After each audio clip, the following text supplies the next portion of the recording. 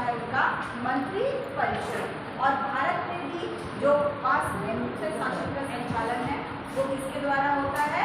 प्रधानमंत्री और उनकी मंत्री परिषद के द्वारा होता है।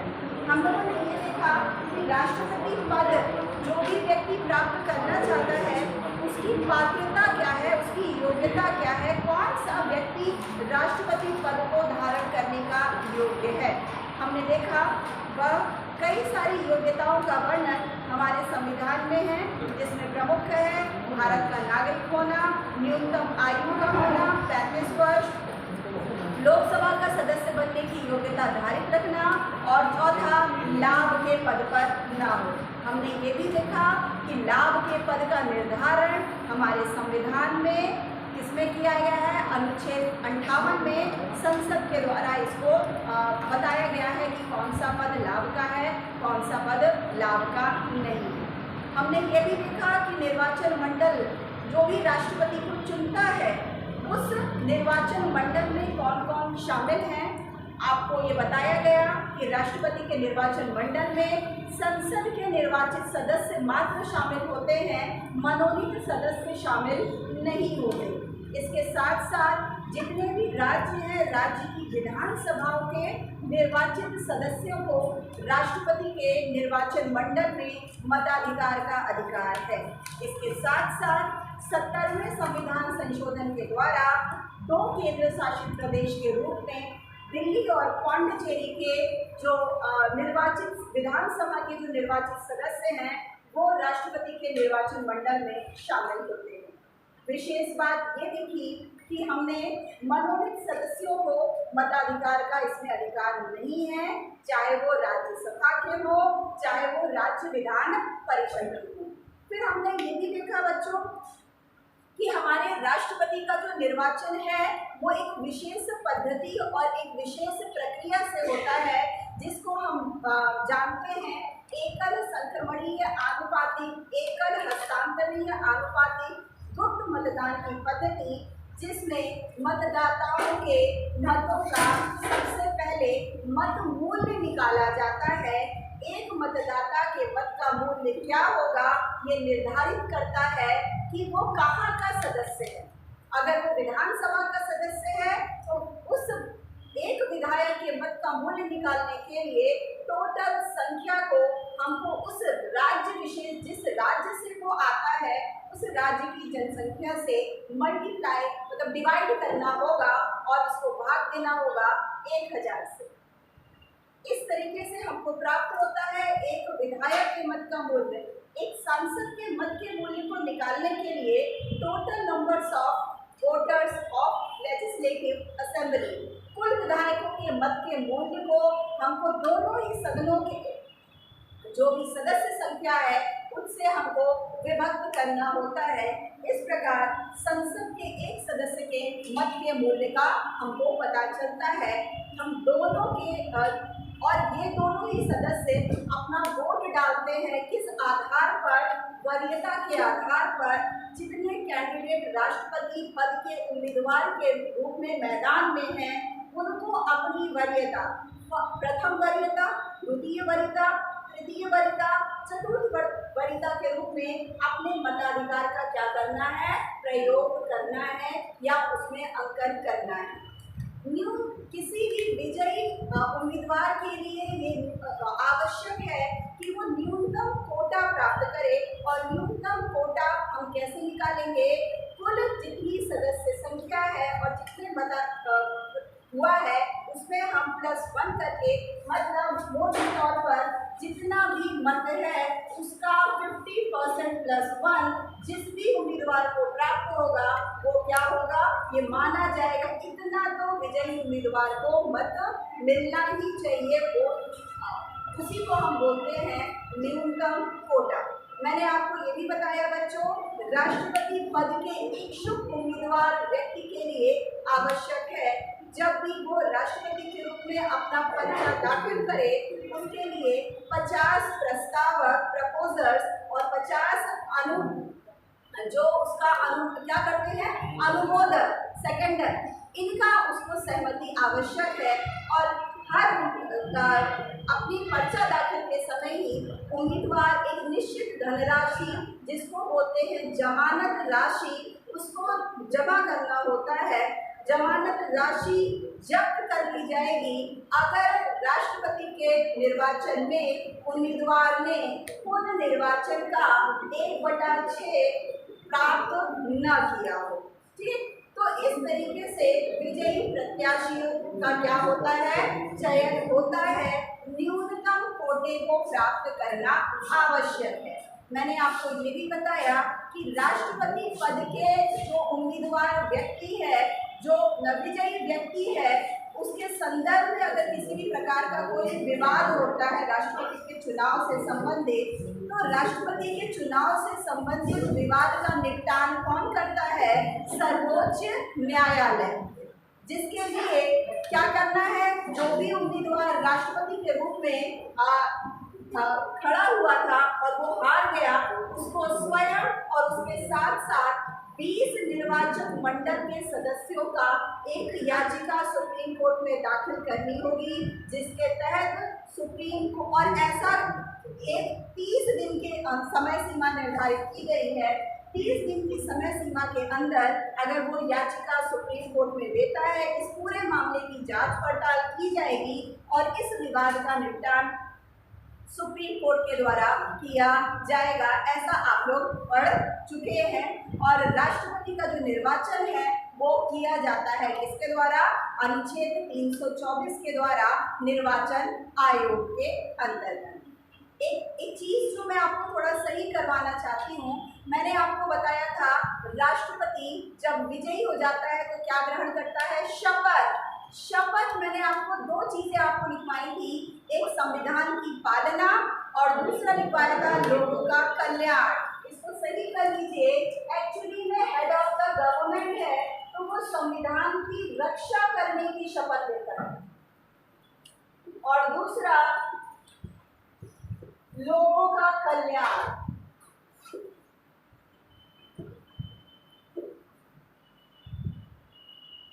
ठीक है, संविधान की रक्षा करने की शपथ लेता है और लोगों का कल्याण करने की शपथ लेता है राष्ट्रपति। और ये जो शपथ है ये दिलवाई जाती है सर्वोच्च न्यायालय के मुख्य न्यायाधीश के द्वारा।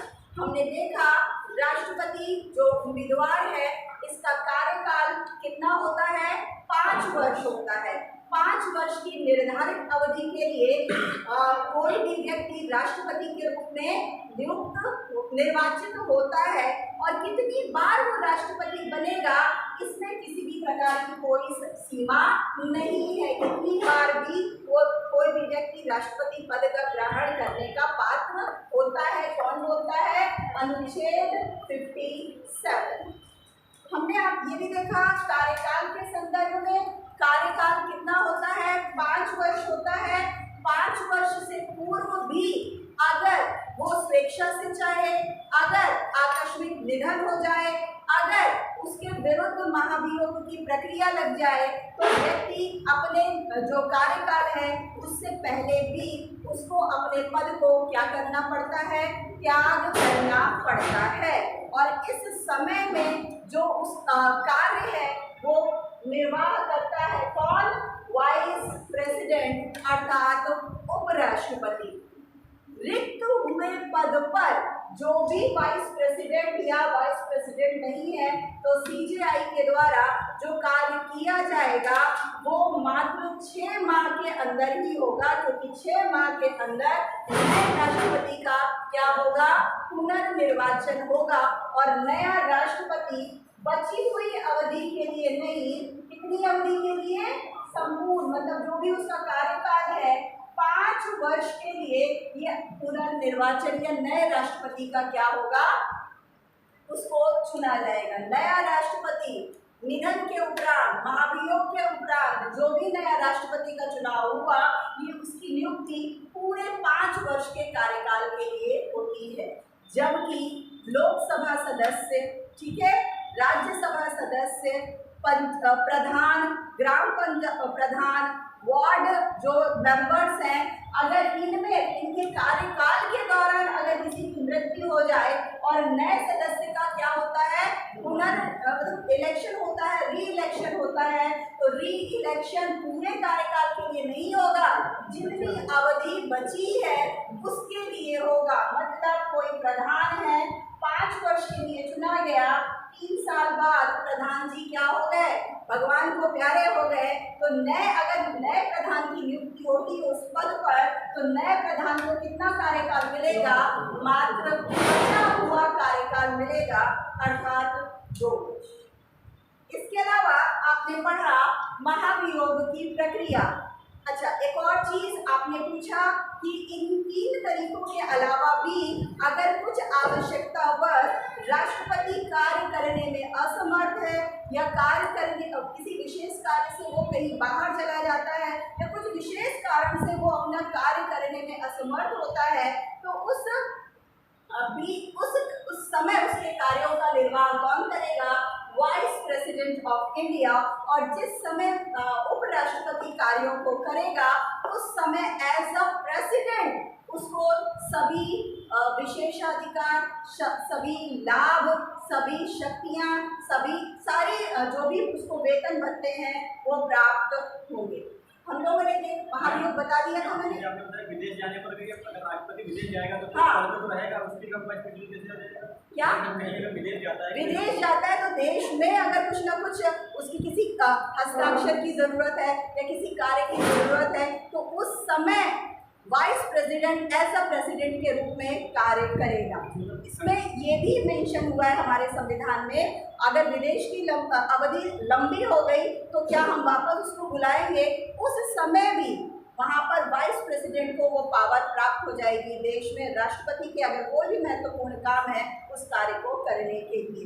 नहीं वो काम करता है तो वही रहेगा। हाँ, तब तो वही रहेगा, वो तो प्रॉपर है, लेकिन कार्यवाहक अगर किसी भी इंस्टीट्यूशन के हेड हैं और आप जाते हैं शहर से बाहर और यहाँ पर इंस्टीट्यूशन में आपको किसी काम की जरूरत होगी तो आप किसी को बता कर जाएंगे कि अगर कोई साइन करना है या कुछ करना है तो तुम करोगे, तो इस हैसियत से कौन करेगा, उपराष्ट्रपति।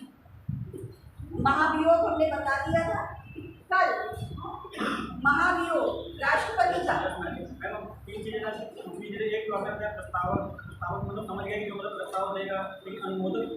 अनुमोदक का मतलब, हाँ, ये जो प्रस्ताव दे रहे हैं हम इसमें सहमत है कि यही व्यक्ति क्या बने, उसका समर्थन कर रहे हैं कि हम इसको सेकेंडर इसको बोलते हैं इंग्लिश में, हम इस बात सहमत हैं कि इस व्यक्ति को ही क्या करें, राष्ट्रपति बनाए, हम इस बात की स्वीकृति देते हैं। ठीक है, सबसे पहले जब शुरुआत किया था उसने बताया कि पहले कार्यपालिका में सिर्फ 4 है, जो 4 तो शामिल एक राष्ट्रपति और न्यायाधीश और मंत्रिमंडल और चौथा था राष्ट्रपति और मैंने आपको बताया था प्रधानमंत्री। उपराष्ट्रपति छोड़ दिया था लेकिन उपराष्ट्रपति भी शामिल है, मैं भी बताऊंगी। उपराष्ट्र हालांकि कार्यपालिका में शामिल है लेकिन महत्वपूर्ण रूप से जो कार्य उसको मिलती है शक्तियाँ वो सभापति के रूप में है। वैसे तो बहुत सारे, वैसे तो IAS PCS भी उपराष्ट्रपति कार्यपालिका में शामिल है, मैंने बताया था, लेकिन मोटे तौर पर मतलब ऊपर संघात्मक ढांचा। कार्यपालिका में तो एक क्लर्क भी शामिल होता है, एक सेक्शन ऑफिसर भी शामिल होता है, एक IAS भी शामिल होता है, एक सचिव भी शामिल होता है। वो तो मैंने आप मोटे तौर पर आपको बताने का प्रयास किया। एक डाउट ये था कि आपने क्षमा बताई थी कि अगर 2020 जैसे भारत में राष्ट्रपति क्षमा कर सकते काफी तो आपने 4 बताया था, लेकिन वर्तमान में 5 प्रकार की क्षमाएं जैसे कि एक हो गया क्षमा हो तो तरीके से हो जाएगा, एक उसकी नेचर में चेंज करना, कुछ समय के लिए स्थगित कर देना, परिहार और क्या विराम और प्रावलंबन 5 प्रकार के, एक नेचर में चेंज कर देना, एक कुछ समय के लिए रोक देना और एक क्या है पूर्ण कर देना और एक क्या है उसके मतलब उसको हटाकर दूसरा प्रदान कर देना, ये है ना। जो भी डाउट है क्लास के बाद आप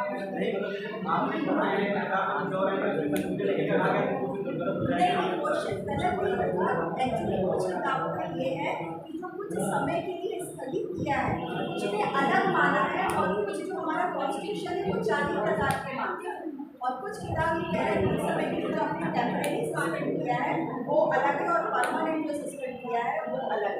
संविधान 4 बताता है लेकिन कुछ किताबों में इसको 2 एक और विशेष प्रकार से डिफाइन करके इसको 5 का। वापस आइए, ठीक है, और कोई कंफ्यूजन होगा क्लास के बाद पूछ लेना, क्योंकि समय हमारा लिमिटेड है। वापस महाभियोग की प्रक्रिया का वर्णन इसमें है। राष्ट्रपति के अगर वो किसका अतिक्रमण करता है, संविधान का अतिक्रमण करता है, तो उसको पद से हटाने की जो प्रक्रिया होगी, इसको हम क्या बोलेंगे, महाभियोग। एक सदन, किसी भी सदन में इसको लाया जाएगा, जिसमें ये प्रस्ताव रखेंगे कुल सदस्यों का 1/4। इस प्रस्ताव को जिस दिन सदन में रखना हो, उसकी 14 दिन की पूर्व सूचना किसको देनी होगी, राष्ट्रपति को। निर्धारित सदन में जब ये प्रस्ताव को रखा जाएगा, तब उस प्रस्ताव पे राष्ट्रपति स्वयं अपने पक्ष में क्या करेगा, अपने पक्ष में कई सारी दलीलें प्रस्तुत करेगा। अगर सदन उसकी दलीलों से असहमत होता है, तो उस प्रस्ताव पर वोटिंग में अगर उपस्थित कुल सदस्य संख्या का 2/3 क्या होता है, सदस्यों ने उस पर अपनी सहमति व्यक्त की, तो माना जाएगा प्रथम सदन में ये पास हो गया है। इसको भेज दिया जाएगा कहाँ, दूसरे सदन में, और दूसरे सदन में भी कुल सदस्य संख्या का 2/3 सदस्यों के द्वारा इस पर सहमति मिल जाती है, तो राष्ट्रपति को अपने पद से क्या करना पड़ता है, पद त्याग करना पड़ता है। हम देख रहे हैं, अब जो नया आप लोग शुरू कर रहे हैं, राष्ट्रपति को कुछ विशेषाधिकार, कुछ प्रिविलेज प्राप्त है। इसका वर्णन किसमें है, आर्टिकल 361 में है। क्या विशेषाधिकार है, नंबर 1, पद पर रहते हुए भारत में किसी भी स्तर के किसी भी न्यायालय के द्वारा कि राष्ट्रपति के विरुद्ध किसी भी प्रकार का कोई भी नोटिस जारी नहीं किया जाएगा उनके कार्य के लिए। फिर से मैं बोल रही हूँ कि राष्ट्रपति को उनके कार्य के लिए पद पर रहते हुए किसी भी न्यायालय के द्वारा, किसी भी स्तर के न्यायालय के द्वारा नोटिस जारी नहीं किया जाएगा। नंबर 2, पद पर रहते हुए राष्ट्रपति को किसी भी क्रिमिनल मामले के लिए या सिविल मामले के लिए, दीवानी मामले या फौजदारी मामले के लिए, उनमें पूछताछ के लिए या इसमें कार्यवाही के लिए कभी किसी भी न्यायालय के द्वारा प्रश्नगत नहीं किया जाएगा। इसमें किसी भी मामले, सिविल मामला या क्रिमिनल मामला, पद पर है राष्ट्रपति, तो इसको उसमें किसी भी तरीके का कोई पूछताछ नहीं किया जाएगा। यहाँ पर विशेष रूप से बात यह है कि सिविल मामले में अगर कोई मामला है और राष्ट्रपति को इससे संबंध में कोई पूछताछ करनी है, सिविल मामले में अगर किसी मामले की पूछताछ करनी है, उससे संबंधित राष्ट्रपति से संबंधित मामले, तो कम से कम जिस दिन भी पूछताछ करनी है उससे 2 माह पूर्व, कितने महीने, 2 माह पूर्व इसके संबंध में राष्ट्रपति को जिसने भी शिकायत की है, जो सिविल शिकायत करता है, उसका नाम, पता और शिकायत किन आधारों पर की गई है, क्या मैटर है, इसकी पूर्व सूचना क्या होगी, राष्ट्रपति को प्रदान की जाएगी। राष्ट्रपति का पद एक संवैधानिक पद है, उसके किसी भी कृत्य के लिए उसको प्रश्नगत नहीं किया जाएगा। जो भी उसने कार्य किए हैं उस कार्यों के संदर्भ में भी कोई भी न्यायालय किसी भी प्रकार का कोई नोटिस, कोई लिखित आदेश, कोई सम्मन वो जारी नहीं करता। ऐसा बताता है कौन, राष्ट्रपति के विशेषाधिकारों के अंतर्गत हम इसको विशेष रूप से इसको रखते हैं। शक्तियाँ, वह कार्य, बहुत एक एक करके हम लोग देखेंगे। कार्यपालिका संबंधी शक्तियाँ,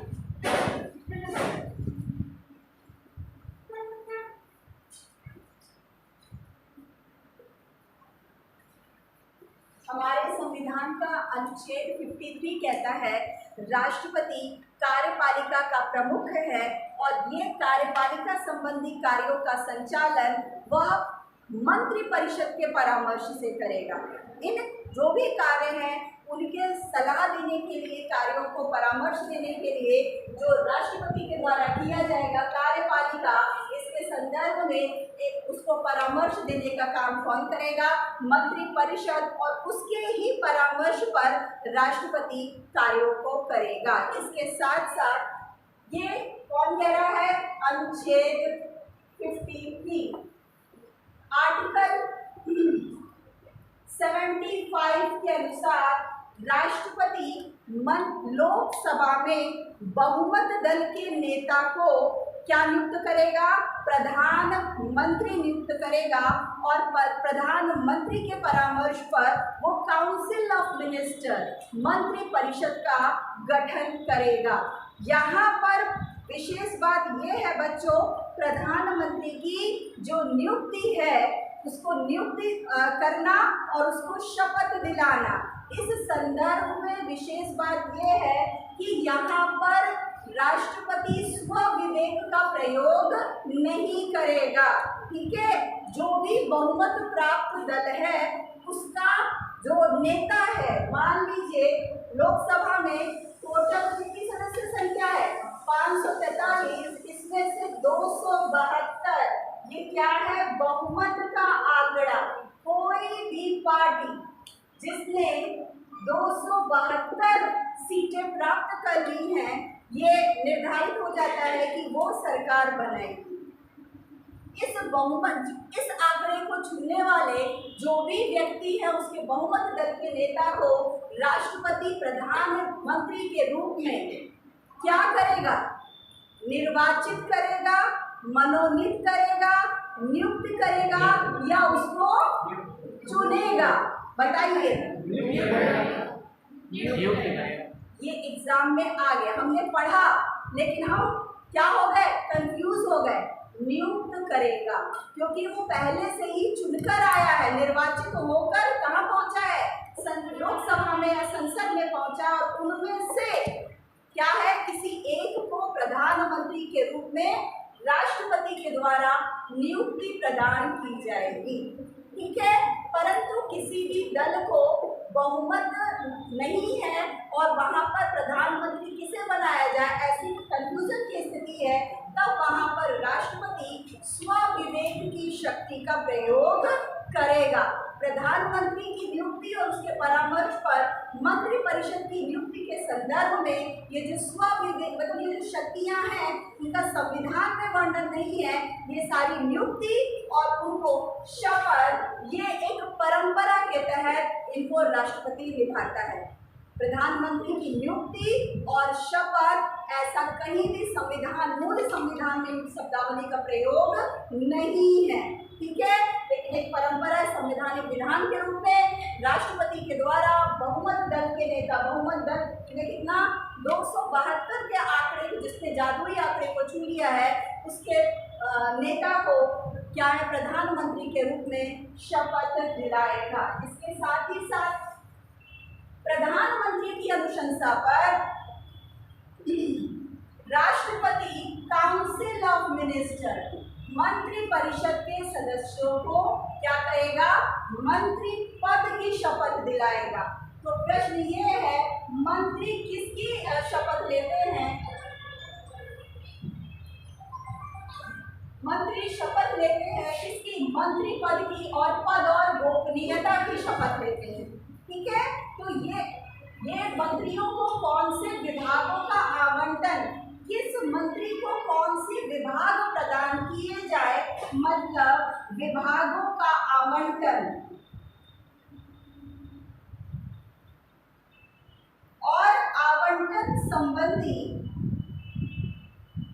नियम बनाने का अधिकार है राष्ट्रपति को।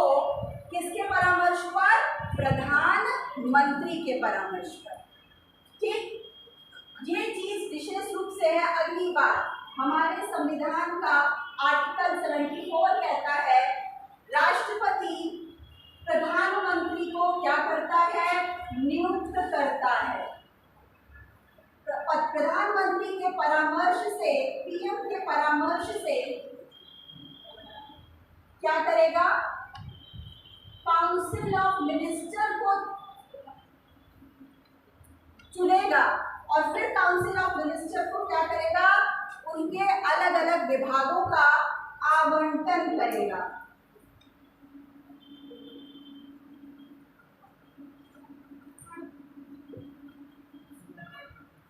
अगली विशेष बात यह है, काउंसिल ऑफ मिनिस्टर के परामर्श को राष्ट्रपति एक बार पुनर्विचार के लिए लौटा सकता है।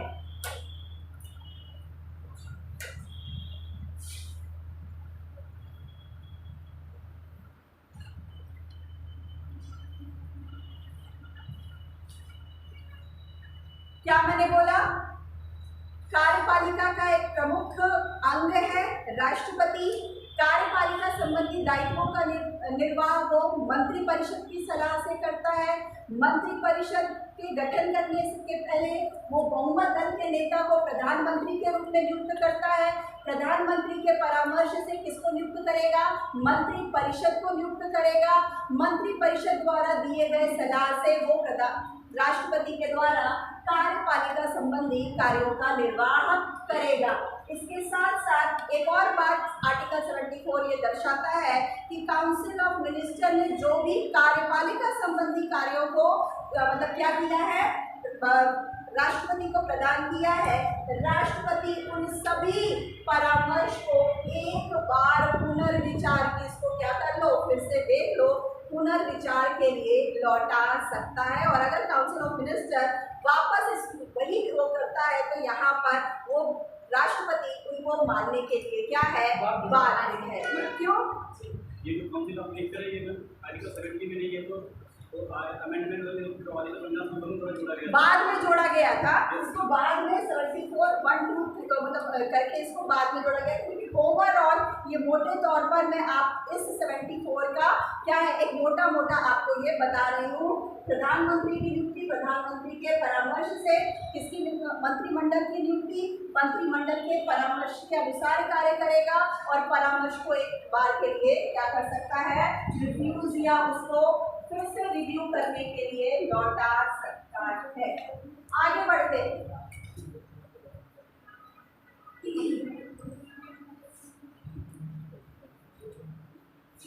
राष्ट्रपति प्रधानमंत्री से किसी भी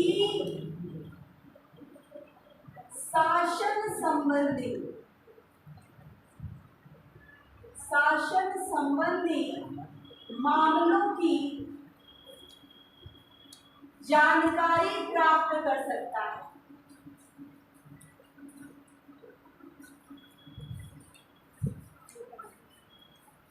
दूसरी चीज, राष्ट्रपति पीएम से किसी भी विधायी मतलब कानून निर्माण संबंधी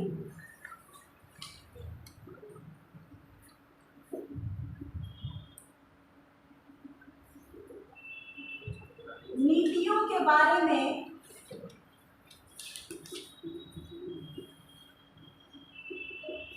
जानकारी प्राप्त कर सकता है। राष्ट्रपति को शासन संबंधी, चाहे वो कानून निर्माण से संबंधित हो, चाहे वो कार्यपालिका संबंधी जो भी नीतियां राष्ट्रपति के द्वारा प्रधानमंत्री से मांगी गई हैं, इनको उपलब्ध करवाना, किसके द्वारा, पीएम के द्वारा उपलब्ध करवाना, ये पीएम का संवैधानिक दायित्व है इसी कार्यपालिका संबंधी कार्यों के अंतर्गत।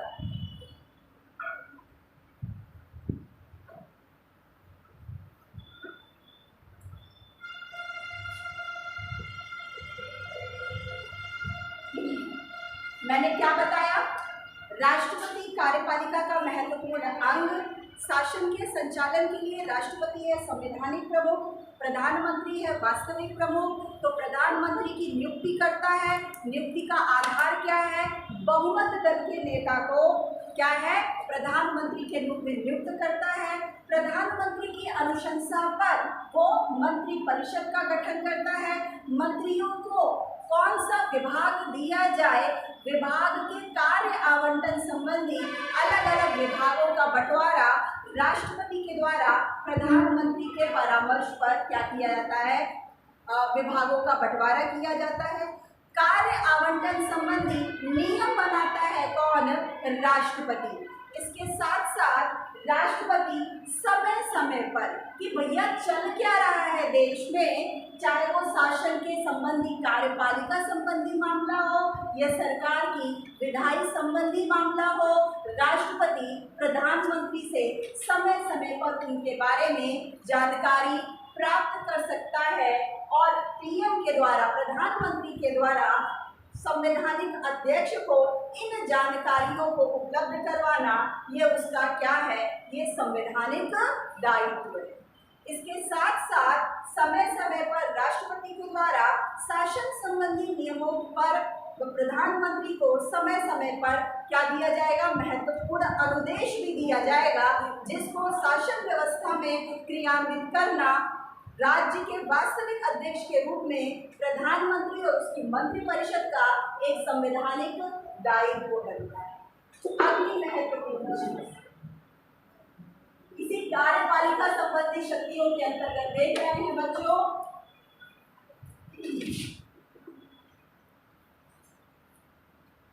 राष्ट्रपति नियुक्त करता है, शपथ दिलाता है और प्रसाद पर्यंत उनको राष्ट्रपति के प्रसाद पर्यंत काम करते हैं बच्चों। एक है सीएजी, दूसरा है अटॉर्नी जनरल का पद और तीसरा है लेफ्टिनेंट गवर्नर और एडमिनिस्ट्रेटर। आपको पता है कार्यपालिका संबंधी सरकार का जो विधिक क्या होता है, सलाहकार होता है केंद्र सरकार का, वो कौन होता है, महान्यायवादी। महान्यायवादी को नियुक्त करता है, शपथ दिलाता है और ये जो महान्यायवादी है राष्ट्रपति के प्रसाद पर्यंत पद ग्रहण करते हैं। अब मेरा प्रश्न ये है, ये प्रसाद पर्यंत का मतलब क्या होगा? अभी जब चाहे निपटा सकता है, नहीं, जब तक राष्ट्रपति रहेगा नहीं, जब चाहे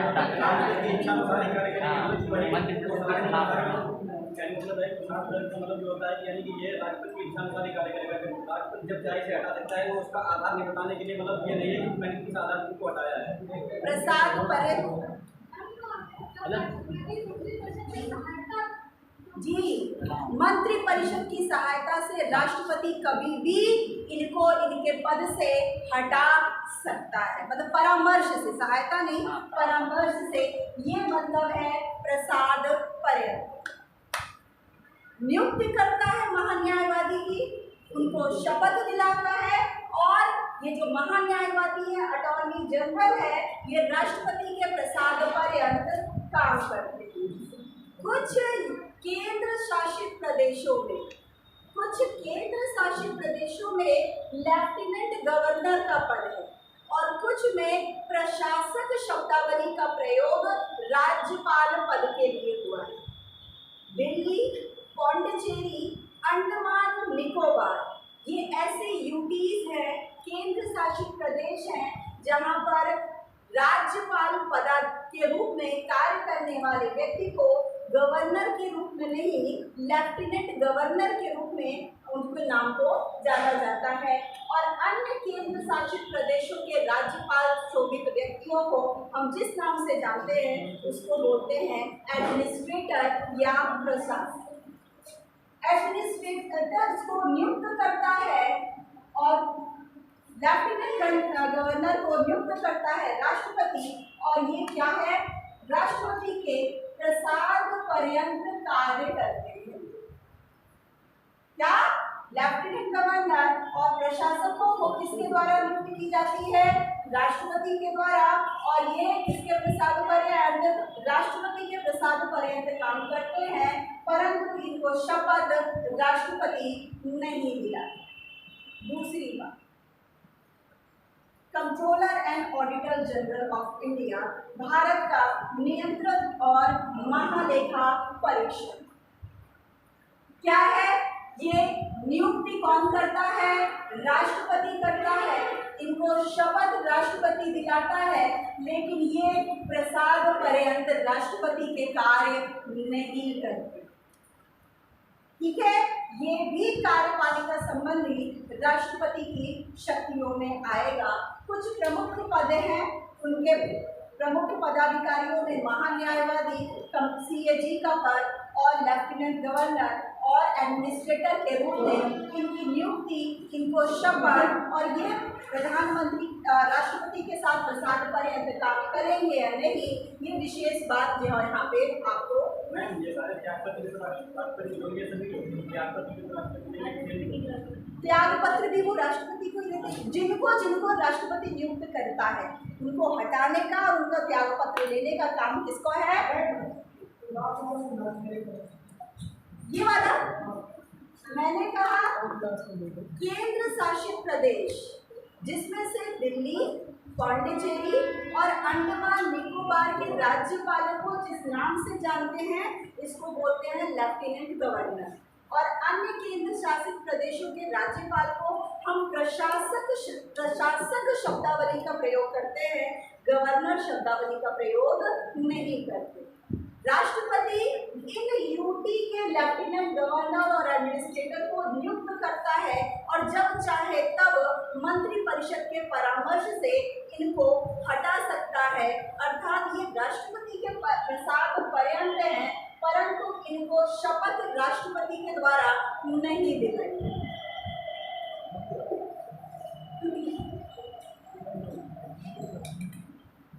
इसके अलावा वित्त आयोगों की रिपोर्ट को, CAG की रिपोर्ट को, लोक सेवा आयोग, अखिल भारतीय लोक सेवा आयोग के अखिल भारतीय सेवाओं की रिपोर्ट को, प्रतिवेदनों को, जो विभिन्न आयोग है उनके रिपोर्ट्स को राष्ट्रपति सदन में रखवाने का महत्वपूर्ण कार्य करता है। इसके अंतर्गत कार्यपालिका संबंधी शक्तियों के अंतर्गत राष्ट्रपति की ये क्या है? प्रमुख कार्यपालिका संबंधी शक्ति।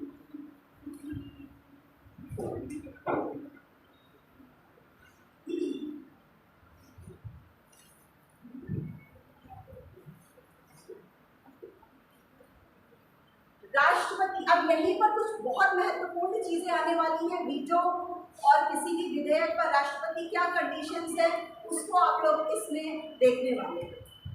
आपको पता है संसद का एक महत्वपूर्ण अंग होता है राष्ट्रपति, ऐसा हमारे संविधान के 79 में क्या है, इसका वर्णन किया गया है। संसद 3 अंगों से मिलकर बनेगी, राष्ट्रपति, लोकसभा और राज्यसभा। तो राष्ट्रपति की विधायी शक्तियों के अंतर्गत बहुत सारी शक्तियों का मतलब कानून निर्माण करने के संदर्भ में राष्ट्रपति महत्वपूर्ण शक्तियां रखता है। क्या क्या रखता है? नंबर 1, सबसे पहले वो 85, 86 और 87 किसको? लोकसभा संसद के सत्रों को आहूत करना, मतलब बुलाना, उनका सत्रावसान करना, 2 सेशन के बीच के क्या सेशन को समाप्त करना और विघटित करना, ये काम राष्ट्रपति के द्वारा विधायी शक्तियों के अंतर्गत किया जाता है। संसद के सत्रों को बुलाना, उनका सत्रावसान करना और लोकसभा भंग हो रही है, उसका कार्यकाल समाप्त हो रहा है, तो इसको भंग करना राष्ट्रपति की विधायी शक्तियों के अंतर्गत आएगा। लोकसभा का विघटन, लोकसभा का भंग या लोकसभा का विघटन की जो शक्ति है राष्ट्रपति किसके परामर्श से करेगा? मंत्री परिषद के परामर्श से करेगा। और पता चला यहाँ पर मंत्री परिषद बहुमत खो दे अविश्वास प्रस्ताव के कारण या अन्य कारणों से, तो लोकसभा भंग की जाए या ना की जाए, इस संदर्भ में क्या है, राष्ट्रपति स्वविवेक की शक्ति का प्रयोग करेगा। तो 85 क्या कहता है, संसद के सत्रों को बुलाना कि कब से सेशन शुरू हो रहा है, किसका काम है, राष्ट्रपति का काम है। उनके सेशंस का प्रोरोगेशन मतलब सत्रावसान करना, विघटन करना, ये राष्ट्रपति की विधायी शक्तियों के अंतर्गत आता है। लोकसभा का विघटन करने की जो शक्ति है, जो कार्य है, राष्ट्रपति मंत्रिपरिषद के परामर्श से करेगा। 86 क्या कहता है, संसद के सत्रों को संबोधित करना और संसद को क्या भेजना, समय समय पर निर्देश भेजना। सत्रों को संबोधित करना और संसद को निर्देश या आदेश भेजना। 86 के अंतर्गत राष्ट्रपति की विधायी शक्तियों के अंतर्गत आता है। ये जो सत्रों का संबोधन मैंने अभी आपको पहला पॉइंट बताया, सत्र कौन कौन से, प्रथम वर्ष का, जो हर वर्ष का प्रथम सदन और नई लोकसभा का पहले सत्र को राष्ट्रपति क्या करता है, संबोधित करता है। 87 क्या है, संसद के विशेष सत्र को संबोधित करने का किसका अधिकार है, राष्ट्रपति का अधिकार है। आर्टिकल 87 करता है, अगर संसद का कोई विशेष रूप से कोई सदन होता है तो इसको संबोधित, इसको एड्रेस करने का अधिकार किसको है, राष्ट्रपति को। ठीक है, अगली महत्वपूर्ण बात, राष्ट्रपति नई लोकसभा में कार्यों के पहले दिन के कार्यों के सुसंचालन के लिए सदन के सबसे वरिष्ठतम सदस्य को क्या नियुक्त करता है, प्रोटेम स्पीकर नियुक्त करता है। क्या नियुक्त करता है, प्रोटेम स्पीकर, काम चलाऊ अध्यक्ष नियुक्त करता है, जिसका काम क्या है, सदन की मतलब नवगठित लोकसभा के कार्यों का क्या करना, सुचारू रूप से संपन्न करना, और जब तक स्थायी लोकसभा अध्यक्ष का चुनाव ना हो पाए तब तक सदन की कार्यवाहियों का संचालन करना। मैंने क्या बताया, राष्ट्रपति की विधायी शक्तियों के अंतर्गत आता है सबसे पहले प्रोटेम स्पीकर को नियुक्त करना। प्रोटेम स्पीकर की नियुक्ति का किसको बनाएंगे, हालांकि एक परंपरा के रूप में सबसे वरिष्ठतम सदस्य को बनाया जाता है। प्रोटेम स्पीकर का पद या किसको बनाया जाए, इस संदर्भ में हमारे संविधान में कोई उल्लेख नहीं है। प्रोटेम स्पीकर के रूप में जो व्यक्ति जो सबसे ज़्यादा सीनियर मोस्ट है, पहला आधार, दूसरा आधार, उसको विधि की, प्रक्रिया की, कानून की जानकारी है, अच्छी खासी पकड़ है, दूसरा आधार। तीसरा आधार क्या है, वो कई बार क्या है, रीइलेक्ट, कई बार वो लोकसभा में जीत कर पहुंचा हो। इनमें जो भी सदस्य इन मानकों पर, इन आधारों पर खरा उतरता है, राष्ट्रपति किनकी नियुक्ति करता है, अस्थायी अध्यक्ष के रूप में प्रोटेम स्पीकर की नियुक्ति करता है। अगली महत्वपूर्ण चीज, संसद के महत्वपूर्ण अंग के रूप में बच्चों, राष्ट्रपति को विधेयकों को क्या है, उस पर अपनी सहमति देने के कई सारे उसको शक्तियां प्राप्त है। और मैंने आपको कहा जो विधेयक हैं उनको बच्चों हम मोटे तौर पर 3 भागों में बांटते हैं, सामान्य विधेयक, वित्त विधेयक या धन विधेयक और संविधान संशोधन विधेयक।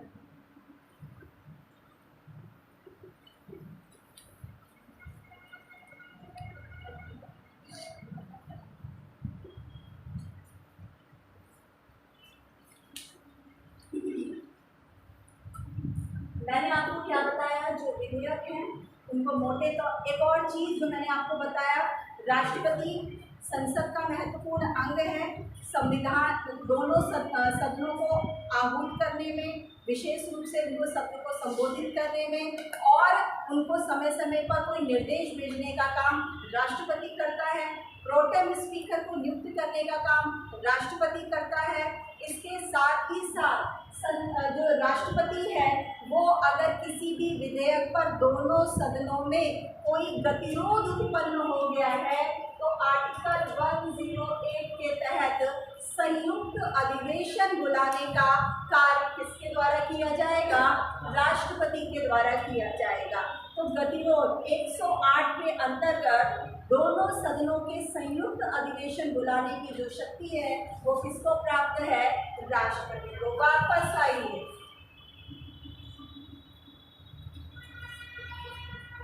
विधेयक, आपको पता है किसी भी कानून को जब प्रस्ताव के रूप में सदन में रखा जाता है तो एक बिल के रूप में रखा जाता है।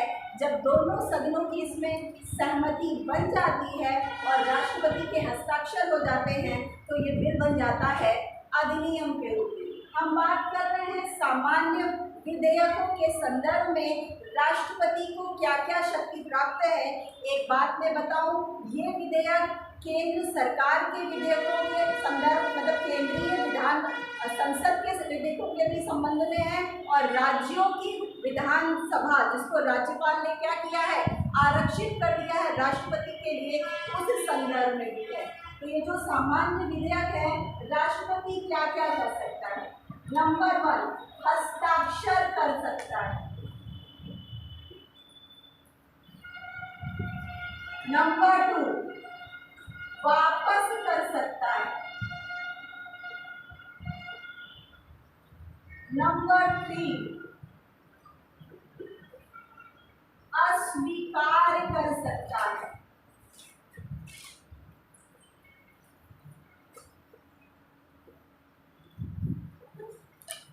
या फिर सहमति दे सकता है या कह सकता है कि वो सहमति नहीं, मतलब वापस इसमें संशोधन करके लाइए फिर मेरे पास आइएगा।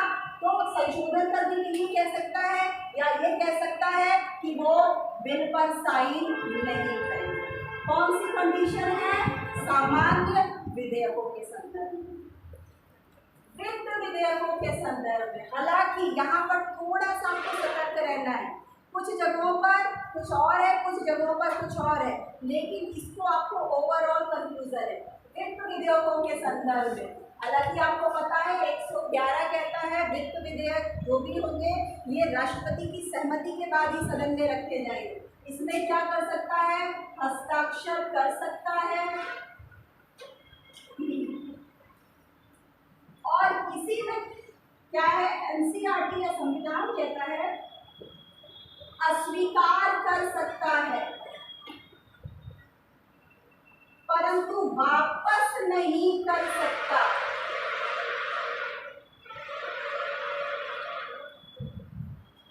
क्या बोला मैंने? सामान्य विधेयकों के संदर्भ में 3 कंडीशन है। हस्ताक्षर कर दे, क्या बन जाएगा? एक्ट। वापस कर दे, संशोधन करके लाओ, या नहीं करेंगे।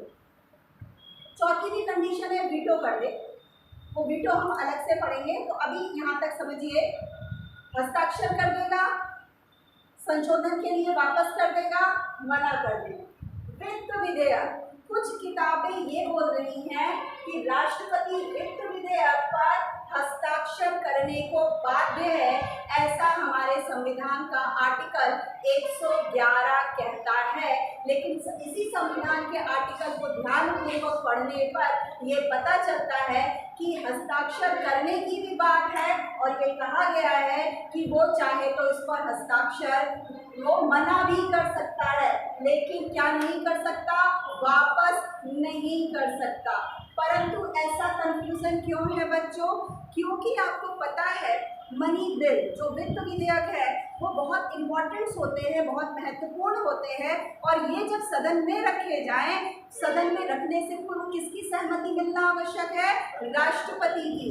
हालांकि उसके पास अस्वीकार करने का विकल्प है, लेकिन चूंकि उसकी पूर्व सहमति से उसको सदन में रखा गया तो ज्यादातर राष्ट्रपति इसको अपनी सहमति या इस पे साइन कर ही देता है।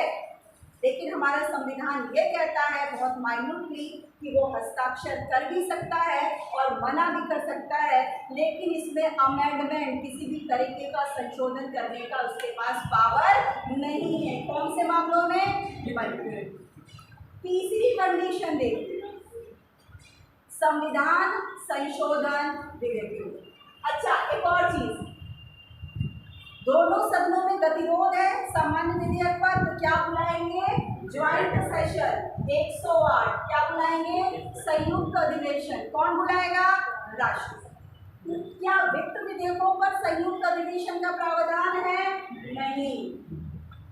संयुक्त अधिवेशन आप लोग यहाँ पे मेंशन कर दीजिए, संयुक्त अधिवेशन। क्या संविधान संशोधन विधेयकों पर संयुक्त अधिवेशन का प्रावधान है? नहीं। अब वापस आइए, संविधान संशोधन अधिनियमों पर राष्ट्रपति के पास क्या पावर है? नंबर 1, संविधान संशोधन विधेयकों पर राष्ट्रपति मात्र और मात्र हस्ताक्षर कर सकता है। ऐसा कौन कह रहा है? 24वां संविधान संशोधन।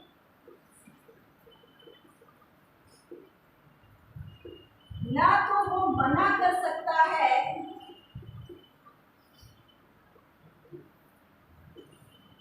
और न ही वो वापस कर सकता है।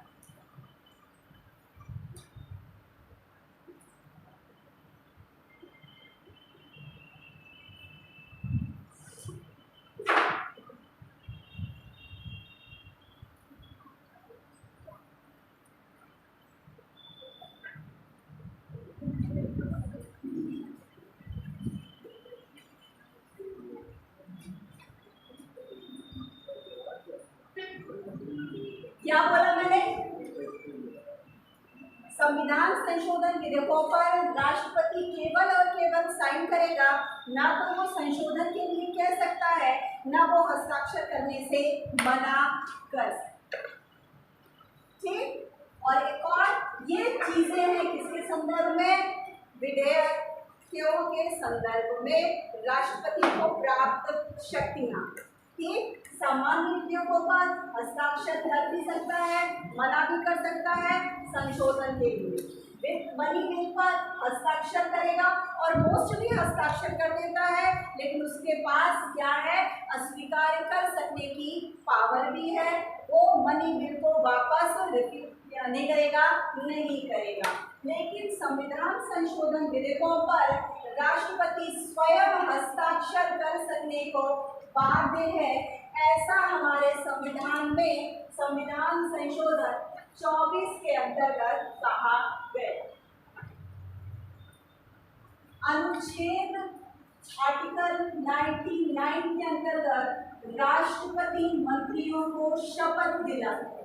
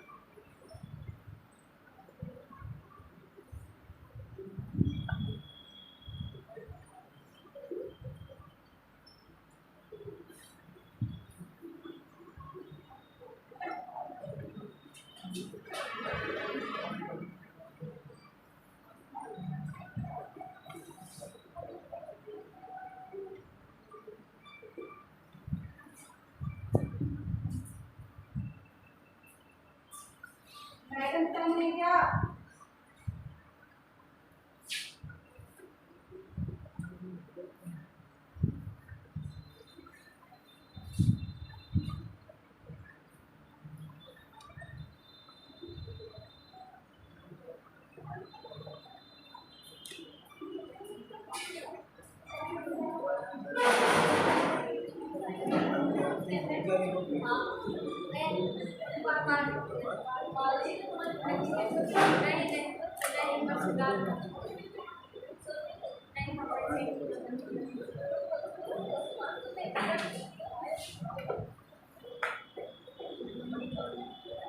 वीटो, न विधेयकों पर हाँ करना, ना करना।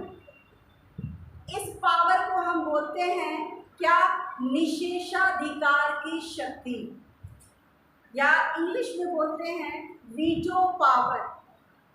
ठीक है, मोटे तौर पर 4 प्रकार के वीटो पाए जाते हैं: qualified veto, absolute veto, suspensive veto, pocket veto.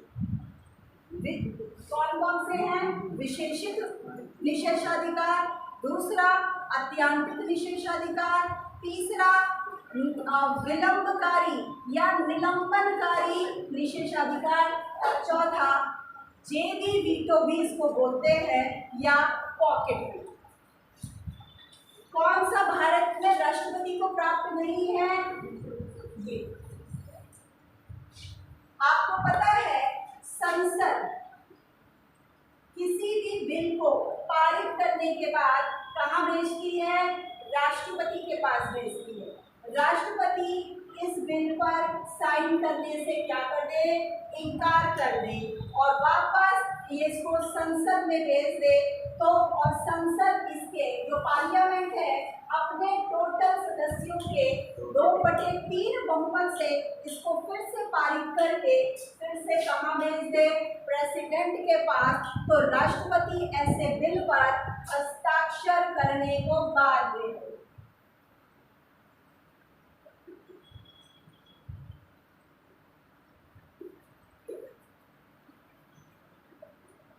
संसद किसी भी बिल को पारित करने के बाद दोनों सदनों में राष्ट्रपति को भेजे, राष्ट्रपति इसको पारित हस्ताक्षर साइन करने से रिफ्यूज कर दे, वापस ये बिल कहाँ जाएगा? संसद के पास। कहेंगे हम लोग पारित करवा के ही रहेंगे, और फिर से 2/3 बहुमत से फिर से इसको पारित करके कहाँ भेजेगी? राष्ट्रपति। तो उनके पास कोई ऑप्शन नहीं है, क्या करेंगे? साइन करेंगे। इस वीटो को हम लोग क्या बोलते हैं बच्चों? क्वालिफाइड वीटो या विशेषित वीटो। दूसरा है अत्यंतिक वीटो। क्या है? संसद के द्वारा किसी भी वीटो को और किसी भी बिल को राष्ट्रपति के पास क्या किया जाता है? हस्ताक्षर करने के बाद भेजा जाता है। राष्ट्रपति इस बिल पर इनकार करता है या इस पर अपना कोई राय नहीं देता है, और वहीं वापस बिल को क्या करता है? वापस बिल को भेज देता है, और ये जो बिल है यहीं पर समाप्त हो जाता है। एब्सोल्यूट वीटो का प्रयोग ज्यादातर उस बिल पर होता है जिसको सदन में कौन से सदस्यों के द्वारा? गैर सरकारी सदस्यों के द्वारा लाया जाता है। उन पर राष्ट्रपति के द्वारा एब्सोल्यूट वीटो का प्रयोग किया जाता है। वापस देखिए, संसद किसी बिल को पारित करवाया जाता है, राष्ट्रपति के पास भेजा जाता है, राष्ट्रपति इस बिल पर साइन करने से क्या कर दे? मना कर दे। तो ये जो बिल है यहीं पर क्या हो जाएगा? समाप्त। अगला क्या है? सस्पेंशन, निलंबनकारी वीटो। संसद किसी भी बिल को राष्ट्रपति के पास भेजता है, और राष्ट्रपति फिर इस बिल को कुछ समय के लिए रोक देता है, 2 महीने 3 महीने बाद, या कहता है इसमें कुछ संशोधन कर दीजिए, कुछ इसमें अमेंडमेंट कर दीजिए, और वापस ये बिल कहाँ जाता है? संसद के पास जाता है संशोधन करके। वापस संसद अगर ये राष्ट्रपति के पास भेजता है तो ये बिल राष्ट्रपति इसको हस्ताक्षर करता है, और ये बिल क्या बन जाएगा? एक्ट। वापस देखिए, निलंबनकारी, सस्पेंशन, तुरंत हमने हस्ताक्षर नहीं किए, कुछ समय के लिए लटका कर रख दिया, डिले कर दिया, देरी कर दी, करेंगे हैं, लेकिन कुछ समय के लिए क्या कर दिया, रोक दिया। ऐसे वीटो को हम क्या बोलते हैं, सस्पेंसिव या निलंबनकारी वीटो। संसद में बिल को रखा गया, पारित करवाया गया, राष्ट्रपति के पास भेजा गया, तुरंत राष्ट्रपति ने इसमें साइन नहीं किए, अपने पास रख लिया या बोल दिया कि आप इसमें कुछ अमेंडमेंट करके लाइए, वापस अमेंडमेंट किया जाता है और राष्ट्रपति के पास भेजा जाता है, राष्ट्रपति हस्ताक्षर करती है और फिर ये एक्ट बन जाता है। इसको हम बोलते हैं क्या, निलंबनकारी राष्ट्रपति की पॉकेट वीटो। ना हाँ ना ना, और उठाकर जेब में रख लिया, मतलब किसी भी प्रकार की वो साइन करेगा कि नहीं करेगा, किसी भी प्रकार की कोई भी टिप्पणी न करना, ताकि संसद का सत्र समाप्त हो जाए और ये बिल अपने आप क्या हो जाए, समाप्त हो जाए। इसके लिए जिस वीटो का प्रयोग किया जाता है पॉकेट वीटो या जेबी वीटो, जेब में रखने के कारण जेबी वीटो या पॉकेट वीटो बोला जाता है। हम तो जेब में रख के भूल गए कि बिलवा कौन सा है ना। इस तरीके का जो फंडा यूज किया जाता है राष्ट्रपति के द्वारा, क्योंकि वो नहीं चाह रहे हैं कि इस पर अपनी सहमति या स्वीकृति दे और ये बिल जो भी जिस उद्देश्य से लाया गया है वो पूरा ना हो पाए।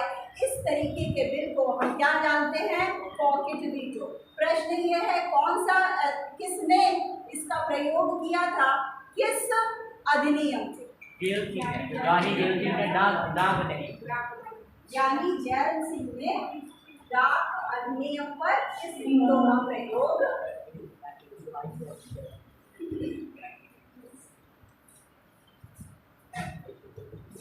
तो 4 प्रकार के हमने वीटो पावर को देखा, क्या, absolute veto, qualified veto, suspensive veto और पॉकेट वीटो। अगली प्रमुख राष्ट्रपति की जो शक्ति है वो है अध्यादेश, ऑर्डिनेंस, आर्टिकल 123 के द्वारा।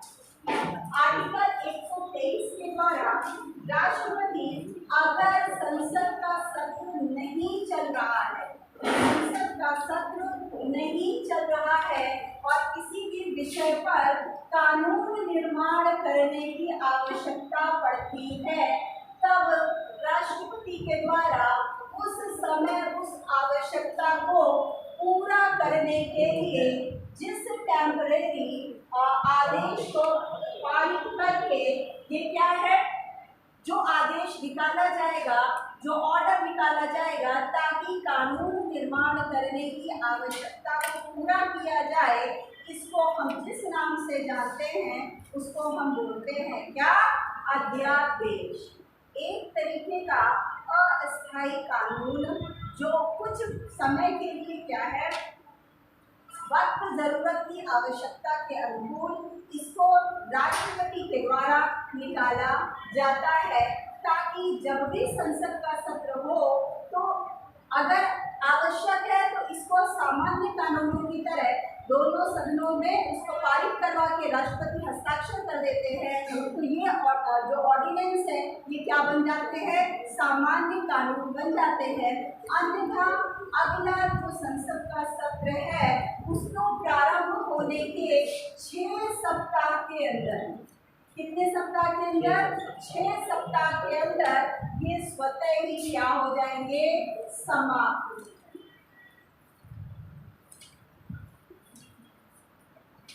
मैंने क्या बोला, मैंने आपको ये बोला अध्यादेश राष्ट्रपति की वह शक्ति है जब संसद का सत्र न चल रहा हो और किसी भी विषय पर, विधि के विषय पर या किसी भी विषय पर कानून बनाने की जिम्मेदारी हो, तो क्या हम संसद का इंतजार करेंगे सेशन शुरू होगा और हम कानून बनाएंगे? नहीं, उस समय राष्ट्रपति के द्वारा एक आदेश निकाला जाता है, जो भी आवश्यकता है कानून में निर्माण की वो क्या है, उसको पूरी किया जाए। यह सामान्य अर्थों में हम अध्यादेश को एक टेम्परेरी कानून या नियम मानते हैं, जो कि अगला संसद का शुरू होने के 6 सप्ताह तक प्रभावी होता है और इस संदर्भ में कोई भी प्रभावी कार्रवाई न होने के बाद ये स्वतः ही समाप्त हो जाता है। DC गारवा वर्सेस बिहार स्टेट, इसमें कोर्ट ने ये बोला कि ये जो अध्यादेश है ये संसदीय वध है, मतलब ये संसदीय कानूनों का वध होते हैं। ये अध्यादेश संसदीय कानूनों का वध।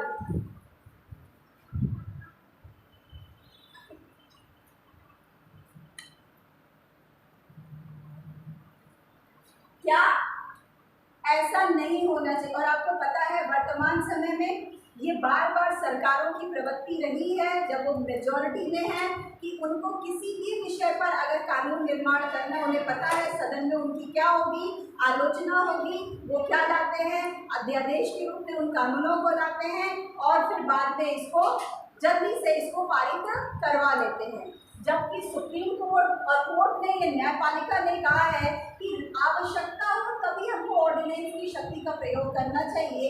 बार बार अध्यादेश को लाना, जो हमारा पार्लियामेंट्री फॉर्म है कि संसद कानूनों को बनाएगी, क्या उचित है क्या अनुचित है ये जनप्रतिनिधि तय करेंगे। ऐसा ना करके अध्यादेश लाना, जो कि कहीं ना कहीं किसके परामर्श से होता है, मंत्रि परिषद के परामर्श से राष्ट्रपति इन अध्यादेशों को लाता है। तो कहीं ना कहीं सरकार अपनी निरंकुशता को, सरकार अपनी तानाशाही को स्थापित करने के लिए आए दिन ये अध्यादेश को लाना एक तरीके से प्रजातांत्रिक व्यवस्था के कदापि अनुकूल नहीं है। ये राष्ट्रपति की कौन सी शक्ति के अंतर्गत है? अध्यादेश की शक्ति के अंतर्गत। अब वो आते हैं जो आप प्रश्न पूछ रहे थे, राष्ट्रपति की न्यायिक शक्ति।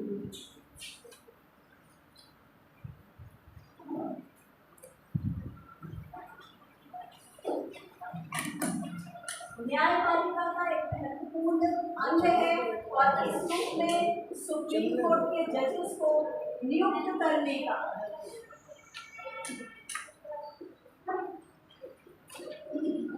और उनको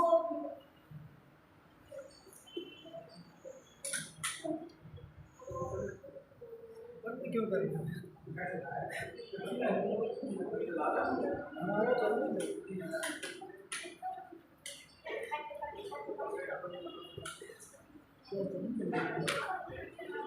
न्याय प्रक्रिया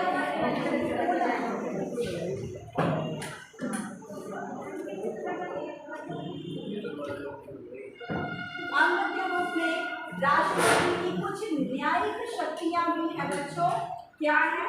चूंकि वो न्यायपालिका का सर्वोच्च आधार स्तंभ है, इसीलिए वो सर्वोच्च न्यायालय के जजों की नियुक्ति करता है और उनको शपथ दिलाने का काम किसके पास है? राष्ट्रपति के पास है। और इसके साथ ही साथ वो विभिन्न उच्च न्यायालयों के न्यायाधीशों को नियुक्त करता है और एक राज्य से दूसरे राज्य में ट्रांसफर करने का जो अधिकार है वो किसके पास है? राष्ट्रपति की न्यायपालिका संबंधी शक्तियों के अंतर्गत हम इसको देख सकते हैं। दूसरा, चूंकि न्यायिक प्रक्रिया का जो हमारा क्या हायरार्किकल है, सबसे शीर्ष स्तंभ है कौन? राष्ट्रपति। तो न्यायालयों के द्वारा किसी भी सजा प्राप्त व्यक्तियों के अपराध को क्षमा करने का भी अधिकार, जो शक्ति है वो किसको प्राप्त है? राष्ट्रपति को प्राप्त है। और कल मैंने आपको बताया भी था कि राष्ट्रपति के द्वारा क्षमादान की जो दया याचिका अगर वो भेजी जाती है, राष्ट्रपति इनको खारिज भी करता है, मना भी करता है किसी भी व्यक्ति को दया याचिका देने में, तो वो व्यक्ति वापस न्यायालय की शरण में क्या कर सकता है? जा सकता है। जो न्यायालय के द्वारा राष्ट्रपति को जो दया याचिकाएं होती हैं, इसमें नंबर 1 क्या कर सकता है? सजा को समाप्त कर सकता है। नंबर 2 स्थगित कर सकता है। अब यहाँ पर जो है 2 कंडीशन है स्थगित करने की, एक टेम्पररी और दूसरी परमानेंट। टेम्पररी का मतलब देखिए, अगर कोई ऐसी सजा याफ्ता महिला है जो प्रेग्नेंट है, है ना। और उसको सजा हो गई कौन सी, फांसी की। तो फांसी एक होगी कि दो होगी, दो होगी, एक वो और एक उसके गर्भ में पल रहे बच्चे के लिए। बच्चे ने तो कोई अपराध किया नहीं है। इस समय के लिए, कुछ समय के लिए राष्ट्रपति वो जो सजा है उसको क्या कर सकता है, जब तक उसका डिलीवरी हो जाए, उसको जो भी उसने मतलब अपराध किया उसके लिए उतने बीच की अवधि को क्या करना, कुछ अवधि के लिए रोक देना, या ये जो मतलब अपराध है इसको पूरी तौर पर ही क्या करना, रोक देना। ये तो ये पूर्णकालिक भी होता है, एक समय के लिए भी होता है। तीसरा क्या है, सजा को कम कर देना। मृत्युदंड है तो उसको आजीवन कारावास, मतलब ये तो नेचर चेंज हो गया। जैसे किसी को आजीवन कारावास से 14 वर्ष की सजा है तो उसको क्या कर देना, उसको 5 वर्ष में क्या तब्दील कर देना। या तीसरा, नेचर में चेंज, प्रकृति में परिवर्तन। किसी को अगर कठोर कारावास की सजा है तो अगर उसका व्यवहार बहुत अच्छा है तो कठोर कारावास को क्या है, सिंपल कारावास में कन्वर्ट कर देना। या मृत्युदंड है तो चूंकि ये अलग सजा है और मृत्युदंड को हम कन्वर्ट करके हम आजीवन या कुछ समय के कारावास के रूप में हम तब्दील कर सकते हैं। मोटे तौर पर परिलंबन, परिहार और हिंदी में स्थगन और एक और कोई शब्द है, इस 4 चीजों का प्रयोग किया गया है।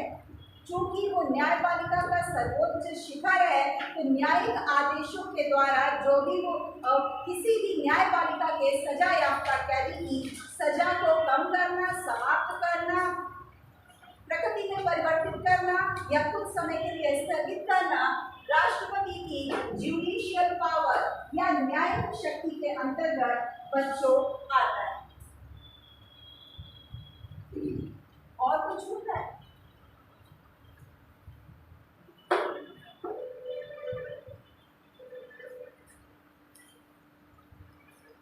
दो चीजें और हैं। राष्ट्रपति, हाँ, सेना का सर्वोच्च पद है, वो भी बताऊंगी। चलो कूटनीतिक पावर के अंतर्गत आता है कि राष्ट्रपति की फाइनेंशियल पावर, वित्तीय शक्तियां। राष्ट्रपति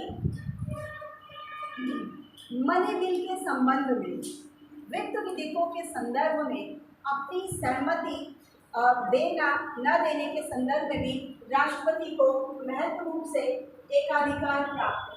ये मनी बिल में शामिल क्या है? करों को लगाना या न लगाना, ऋण देना, संचित निधि से संबंधित प्रावधान।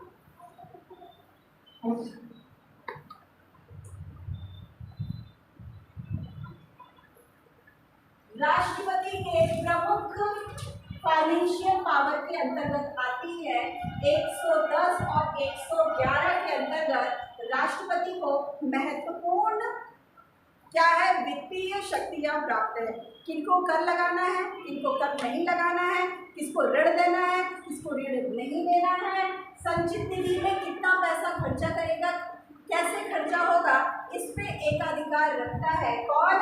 राष्ट्रपति अपनी वित्तीय शक्तियों के अंतर्गत। अगला 267 और 280 किससे संबंधित?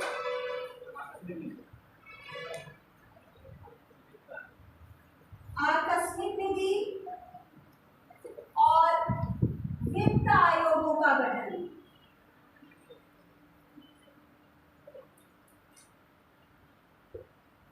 आकस्मिक निधि वह निधि है जो मतलब राष्ट्र प्रमुख के रूप में राष्ट्रपति के पास होती है। कुछ ऐसी आपदा आ जाए, कुछ ऐसी आवश्यकता आ जाए जिसमें देश को त्वरित रूप से तुरंत धन की आवश्यकता हो, मतलब क्या है, इमरजेंसी वाला पैसा उस पैसे में कितना खर्चा होगा, कितना कैसे लगेगा, कहाँ देना है, इस पर नियंत्रण रखता है कौन?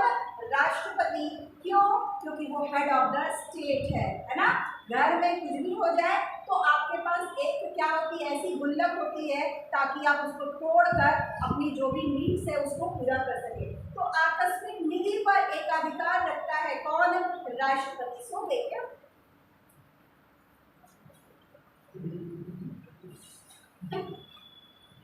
280 तबियत ठीक है इसकी? 280 के अंतर्गत वित्त आयोग, वित्त आयोग का काम क्या है? सेंटर और स्टेट के अंतर्गत धन के आवंटन के अंतर्गत कितना पैसा केंद्र को और कितना पैसा राज्यों को क्या होगा, बांटा जाएगा, दिया जाएगा, इसके लिए एक कमीशन की नियुक्ति की गई है हमारे संविधान के आर्टिकल 280 के द्वारा। तो समय समय पर इन वित्त आयोगों का गठन, जो वित्त आयोग होता है इसमें एक अध्यक्ष और एक 1+4 4 सदस्य होते हैं। इनकी नियुक्ति, इनको नियुक्त करने का, इनका गठन करने का अधिकार राष्ट्रपति की फाइनेंशियल पावर के अंतर्गत महत्वपूर्ण शक्ति रखता है।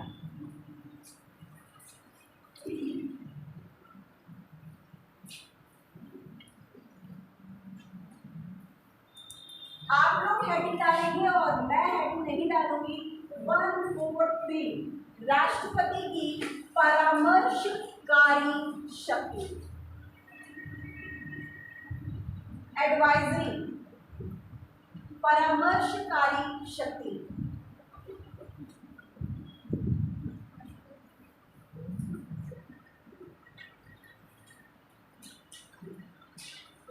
किससे परामर्श मांगता है? कौन परामर्श मांगता है? परामर्श मांगना क्या राष्ट्रपति का अधिकार है? मांगना, मांगी गई परामर्श को राष्ट्रपति को मांगना क्या बाध्यकारी है? नहीं। क्या राष्ट्रपति को परामर्श देना ही देना है? काहे कि राष्ट्रपति ने बोला है ये सुप्रीम कोर्ट के लिए बाध्यकारी है? नहीं। लेकिन फिर भी चूंकि देश का प्रमुख है और सब कोर्ट में, न्यायालयों में ऐसे व्यक्ति हैं जो संविधान के विशेषज्ञ हैं, कानून के विशेषज्ञ हैं, किसी भी विषय पर राष्ट्रपति इनसे परामर्श, एडवाइस की अपेक्षा कर सकता है। ये इसकी महत्वपूर्ण शक्ति है। ऐसी बात करता है कौन? आर्टिकल 143। यद्यपि ये परामर्श राष्ट्रपति के द्वारा मांगा गया परामर्श न तो किसके लिए बाध्यकारी है? सुप्रीम कोर्ट के लिए बाध्यकारी है, और सुप्रीम कोर्ट के द्वारा दिया गया परामर्श को राष्ट्रपति मान भी सकता है और नहीं भी मान सकता। ये उसकी स्वविवेक की शक्तियों पर निर्भर करता है, बाध्यकारी नहीं है। लेकिन फिर भी राष्ट्रपति की प्रमुख शक्तियों में ये आर्टिकल 143 महत्वपूर्ण है, जिसमें जो भी परामर्श पे विचार विमर्श होगा उसके लिए जो जजेस होंगे वो 5 जजेस की बेंच होगी। कितने सुप्रीम कोर्ट के कितने जजेस की बेंच राष्ट्रपति के द्वारा मांगे गए किसी भी प्रश्न का परामर्श प्रदान करेगी? 5 जजों की खंडपीठ के द्वारा राष्ट्रपति के द्वारा मांगी गई परामर्श पर राष्ट्रपति को परामर्श मुहैया या उपलब्ध करवाई जाएगी। किसके अंतर्गत? राष्ट्रपति की परामर्शकारी शक्ति होगी, राष्ट्रपति की कूटनीतिक शक्ति।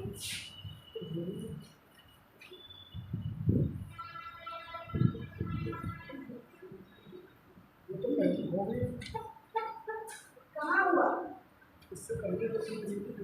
हम लोग बताते बताते मैं उस पर आ गई थी ना, वित्तीय शक्तियों पर आ गई। कूटनीतिक डिप्लोमेटिक पावर के अंतर्गत किसी देश से युद्ध रखना, किसी देशों के साथ वैदेशिक संबंध रखना, शांतिपूर्ण संबंध रखना या संबंधों को रखना, स्थापित करना, ये राष्ट्रपति की डिप्लोमेटिक या कूटनीतिक शक्तियों के अंतर्गत आता है। नंबर 1। दूसरी, कूटनीतिक शक्तियों के अंतर्गत ही राष्ट्रपति तीनों सेनाओं का क्या है? सर्वोच्च कमांडर। तीनों सेनाओं का क्या है? सेनापति, राष्ट्रपति। दूसरा मैंने कहा युद्ध करना, संधि करना, समझौता करना, मैत्री करना, ये राष्ट्रपति की डिप्लोमैटिक शक्तियों के अंतर्गत, कूटनीतिक शक्तियों के अंतर्गत आए। इसके साथ राष्ट्रपति अन्य देशों के साथ अपने कूटनीतिक संबंध स्थापित करने के लिए कुछ व्यक्तियों को नियुक्त करता है। कुछ देशों में वो हाई कमिश्नर नियुक्त करता है और कुछ देशों में वो एम्बेसडर नियुक्त करता है। मेरा प्रश्न ये है कि किन देशों में वो हाई कमिश्नर की नियुक्ति करता है और किन देशों में वो एम्बेसडर की नियुक्ति?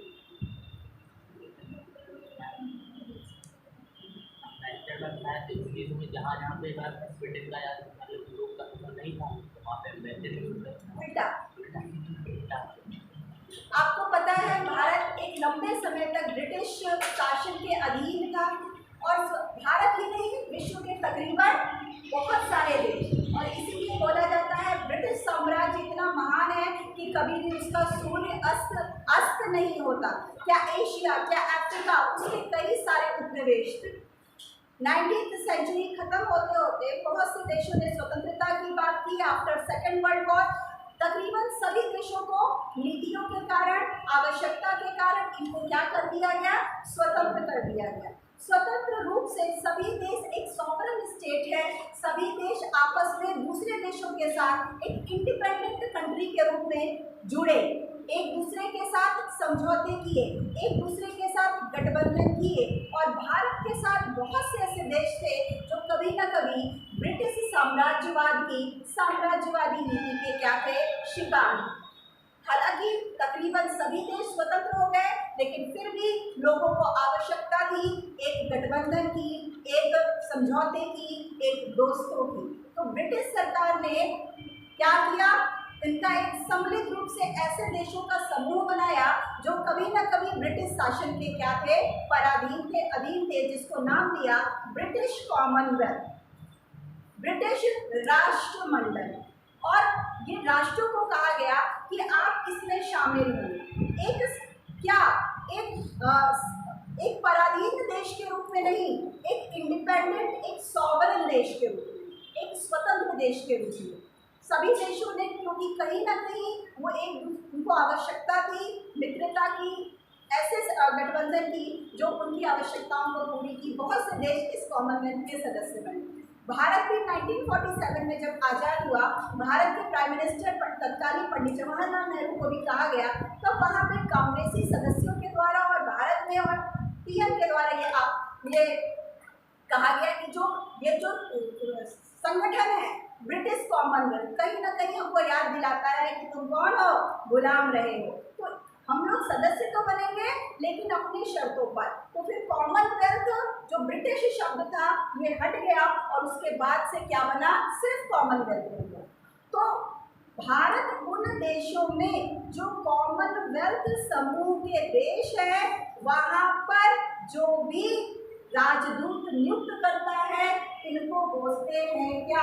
High commissioner. और कॉमनवेल्थ से अन्य देशों, कॉमनवेल्थ के जो सदस्य नहीं है वहाँ पर जो अपने राजदूत नियुक्त करता है इनको हम बोलते हैं एम्बेसडर या राजदूत। ये मुख्य अंतर है। तो राजदूतों को नियुक्त करना है, एम्बेसडर को नियुक्त करना है, हाई कमिश्नर को नियुक्त करना है, ये निर्णय किसके अंतर्गत, कौन सी पावर के अंतर्गत आएगा? राष्ट्रपति की कूटनीतिक शक्तियों के अंतर्गत आएगा। इसके अलावा और क्या आएगा?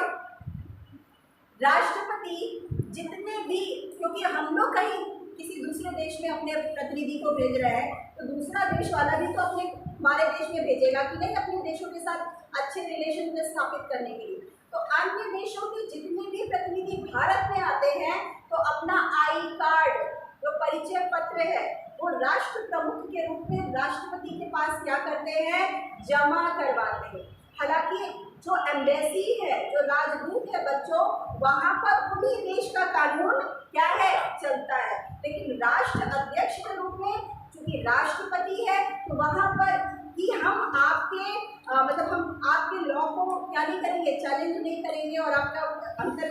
अपने जो भी हमारे नियम उसको फॉलो करेंगे तो ये लोग अपने आई कार्ड को, परिचय पत्र को, आइडेंटिटी को किसके सम्मुख जमा करते हैं?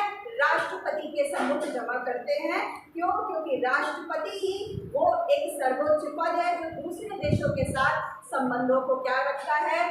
एक मध्यस्थ के रूप में या एक प्रतिनिधि के रूप में, राष्ट्र के प्रतिनिधि के रूप में एक महत्वपूर्ण भूमिका रखता है राष्ट्र।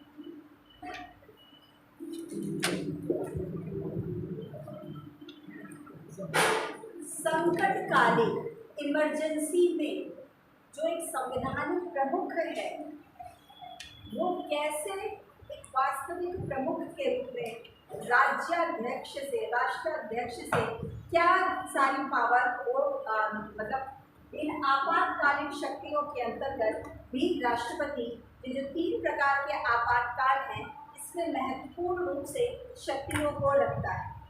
पहला जो राष्ट्रीय आपातकाल है जिसको हमने पढ़ा 352 के अंतर्गत, राष्ट्रपति युद्ध और क्या?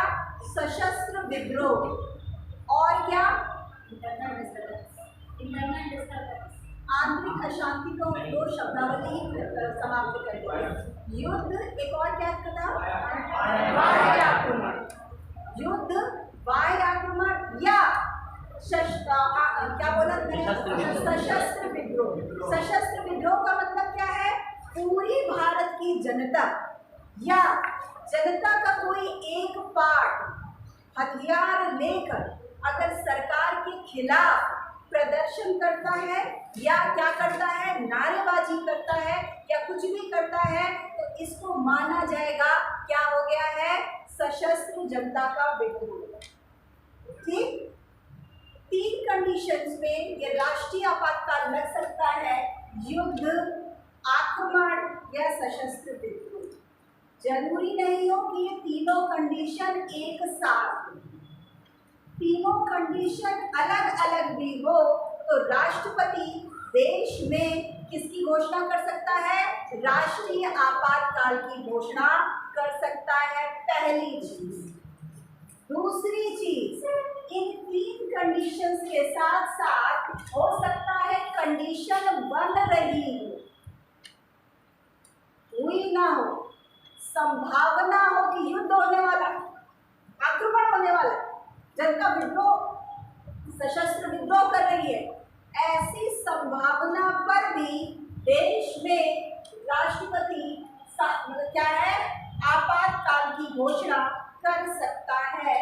और ये किसके परामर्श से करेगा? 44वें संविधान संशोधन के अंतर्गत मंत्रिमंडल के लिखित परामर्श।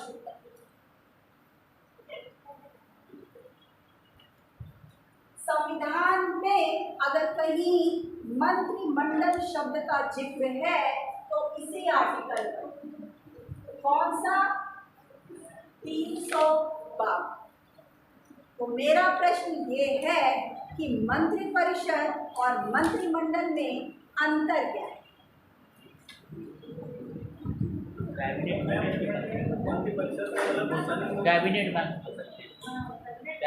मंत्रिमंडल, ठीक है। और मंत्रिपरिषद होती है उसमें भी राज्य मुख्यमंत्री और क्या ये बता रहे हैं कि सही है? बोलिए।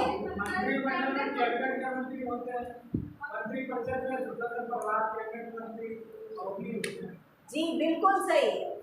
मंत्रिपरिषद में सभी प्रकार के मंत्री शामिल होते हैं, बड़ा वाला, और जो छोटा वाला है टॉप लेवल वाला जिसमें खाली कैबिनेट स्तर के मंत्री शामिल होते हैं, इनको हम बोलते हैं मंत्रिमंडल।